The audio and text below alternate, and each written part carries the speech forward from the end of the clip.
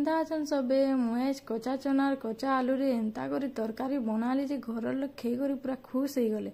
2-3 घंटा आगर मुई चना के बुतरे कर रखी देथिली आ इटा आलू के लिची लुछा करी धुई कर रखी देली आ कचा मिर्चा 2टा लेसुन 2-3 कली आ अदा के खण इटा छेचा बने देली आ तेल गरम हैला के आधा चामच जीरा और गोटे तेजपतर और प्याज 2टा के लंबा लंबा काटी कर फ्राए कर नेली और जेन छेचा बनेथिली सीता के भी दे देली। एटे जीरा धनिया अदा लेसुन के बाटी कर रखी थी सीता के भी दी देली। हल्दी पाउडर रेड चिल्ली पाउडर गरम मसला चिकेन मसला आईटे तरकारी मसला थिला सीता के भी दे देली और बहुत से मिक्स कर देली और टिके चटपटा लगवा बोली और चाट मसला टिके दे देली और पानी टिके दे देली और बहुत से मिक्स कर देली।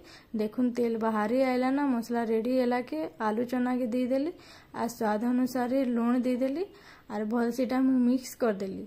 एटा कुकर रे दे दउछे कम टाइम रे पूरा केते भल लागसी इंता करी तरकारी बनै कर देखुन।